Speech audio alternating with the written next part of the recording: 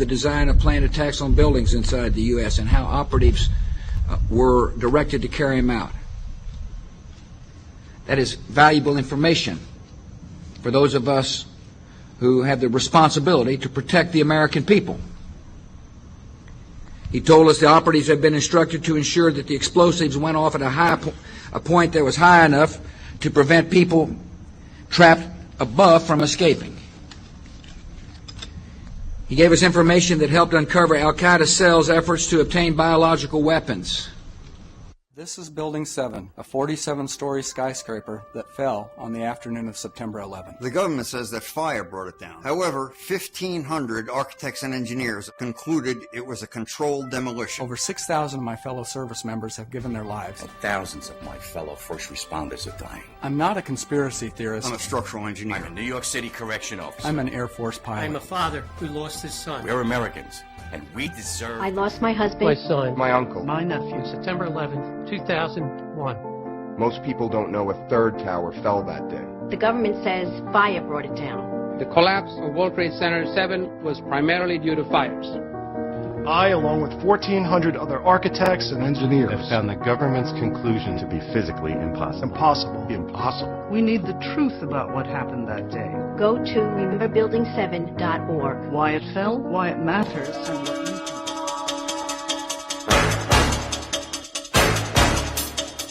Engineering human, animal, and plant life.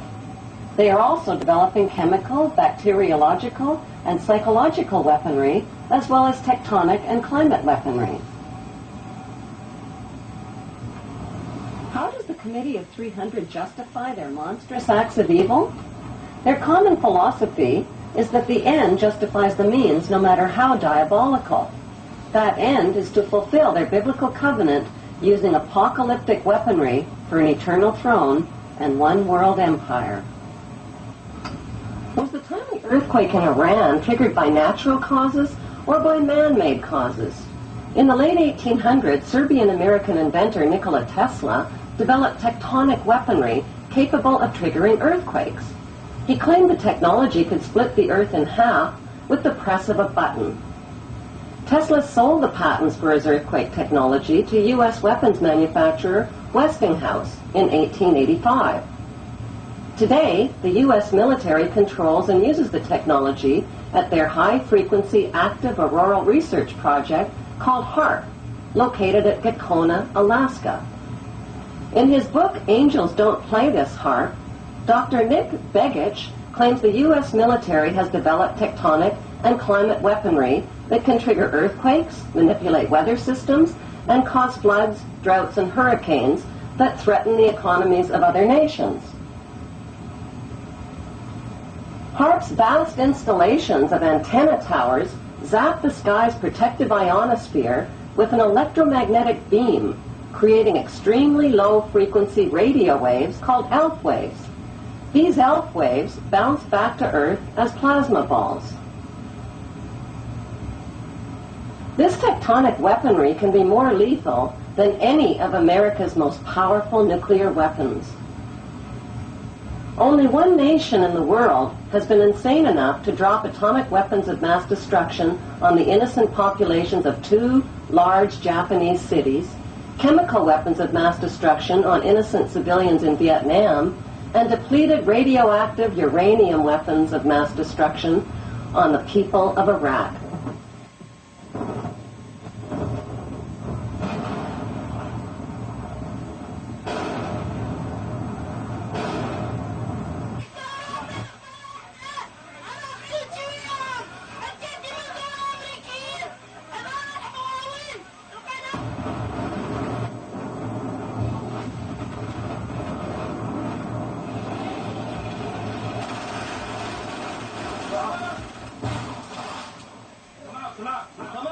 Come out! Open the door! Get your hands up and come outside! Come outside! Everybody in the house needs to come outside! Out here in the yard! Keep going! No one there! No one in that one! Yeah, clear the house now. Let's swing on down straight.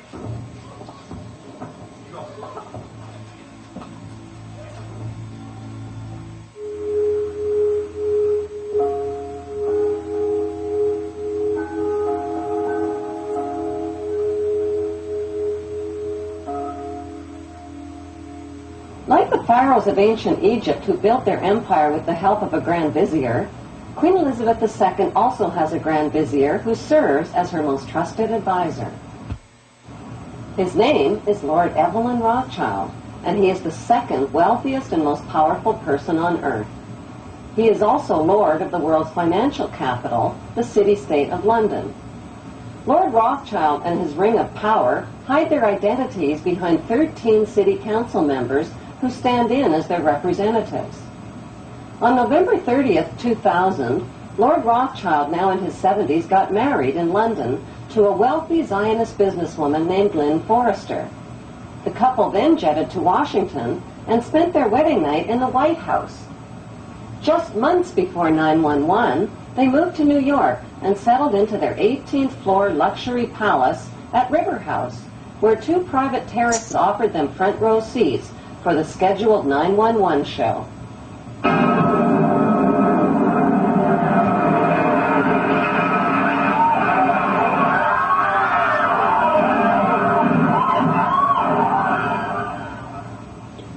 Just how rich and powerful is Lord Evelyn Rothschild?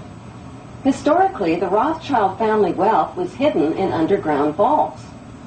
The Rothschild secret financial records were never audited and never accounted for. Their family commissioned biographies give the illusion that their family fortune has dwindled, but researchers estimate their wealth at close to $500 trillion, more than half the wealth of the entire world.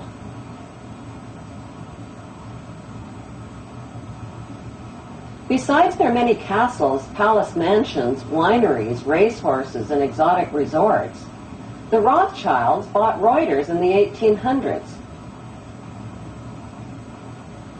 Reuters then bought the Associated Press, which selects and delivers the same news stories to the entire world, day after day. They have controlling interest in 3 major television networks and easily avoid media attention since they own it. Until recently, they owned and operated England's Royal Mint and continue to be the gold agent for the Bank of England, which they also direct. They control the LBMA, London Bullion Market Association, where 30 to 42 million ounces of gold worth over $11 billion are traded daily. The Rothschilds earn millions weekly just on transaction fees alone. They also fix the world price of gold on a daily basis and profit from its ups and downs. Over the centuries, the Rothschilds have amassed trillions of dollars worth of gold bullion in their subterranean vaults and have cornered the world's gold supply. They own controlling interest in the world's largest oil company, Royal Dutch Shell. They operate phony charities and offshore banking services where the wealth of the black nobility in the Vatican is hidden in secret accounts at Rothschild Swiss banks, trusts, and holding companies. Although Evelyn Rothschild looks like a harmless gray-haired old man, make no mistake about it, Rothschild and his ancestors have handpicked presidents, crashed stock markets, bankrupted nations, orchestrated wars, and sponsored the mass murder and impoverishment of millions. The wealth hoarded by this one family alone could feed, clothe, and shelter every human being on earth.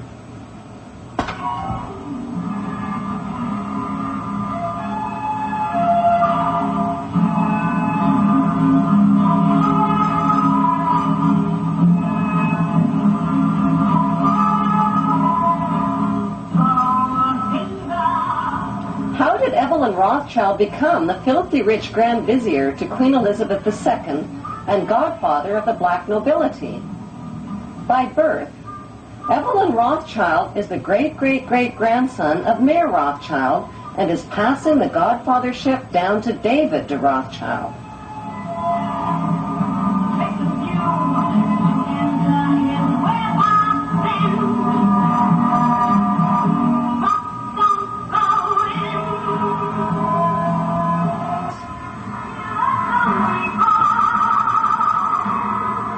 Their story begins in 18th century Frankfurt, Germany, on a cobblestone street called Frankfurt on the Main.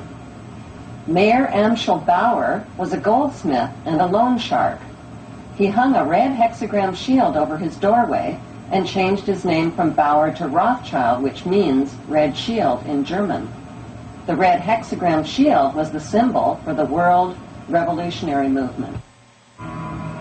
Family biographers described Mayor Rothschild as a poor man who lived with his family above his goldsmith shop and sold rare coins to royal customers.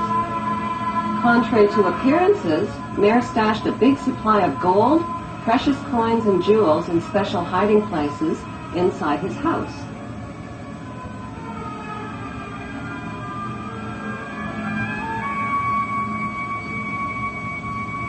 One special hiding place was beneath the back courtyard, where he accessed his strongbox through an underground passageway.